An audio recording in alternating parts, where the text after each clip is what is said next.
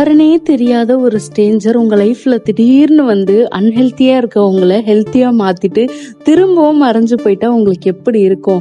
So same என் லைஃப்ல அதுதான் நடந்துச்சு. என்னன்னு சொல்றேன்.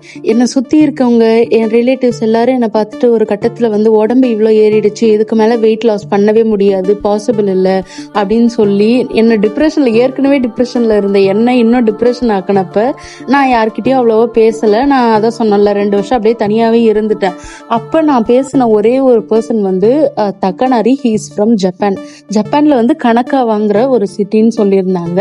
பேசின ஸ்டார்டிங்ல வந்து எனக்கு பயம். ஏன்னா சுத்தி இருக்கவங்களே நம்மளை இவ்வளவு வெறுக்கும் போது இவங்களும் ஜப்பான்னு இருக்கும்போது அந்த சிட்டில எப்படி இருப்பாங்க பொண்ணுங்க அப்படின்னும் போது நம்மளை பிடிக்காம தான் போயிடும் அப்படின்ற மைண்ட் செட்லயே வந்து நான் எல்லாத்தையும் ஸ்டார்டிங்லயே சொன்னேன். நான் எப்படி இருப்பனோ நான் சொல்லி இருந்தேன். நிஜமாவே ஹி இஸ் சோ ஸ்வீட். நான் சொன்னதுக்கு அப்புறம் வந்து என்னை கரெக்டா புரிஞ்சுக்கிட்டு அண்டர்ஸ்டாண்ட் பண்ணிட்டு அவங்க ஃபர்ஸ்ட் சொன்னது என்னன்னா, ஃபர்ஸ்ட் உப்பு சர்க்கரை ரெண்டுமே கம்மி பண்ணுங்க, ஃபர்ஸ்ட் டேஸ்ட்லெஸ் ஃபுட்டா சாப்பிடுங்க, ரொம்ப ஆயில் சேர்த்துக்காதீங்க.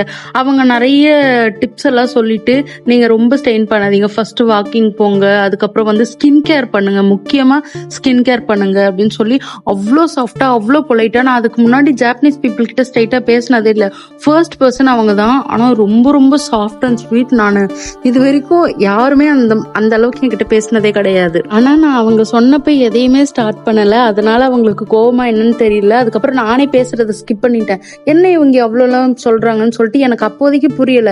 அப்புறம் நானே ஒரு 2 months கழிச்சு இல்ல தக்கனாரி சொன்னதா ரைட்டுன்னு சொல்லி நானே எல்லாம் பண்ண ஸ்டார்ட் பண்ணி நானே ஓரளவுக்கு வந்துட்டு திரும்ப அவங்க கிட்ட பேசலான்னு சொல்லி பேச போகும்போது ஹீஸ் வேனிஸ்ட். மொத்தமா அவங்க காணோம். திரும்ப கண்டுபிடிக்கலான்னு பார்க்கும்போது திரும்ப என்னால கண்டுபிடிக்கவே முடியல. மேபி ஃபியூச்சர்ல கண்டுபிடிப்பேன்னு நினைக்கிறேன். பார்க்கலாம்.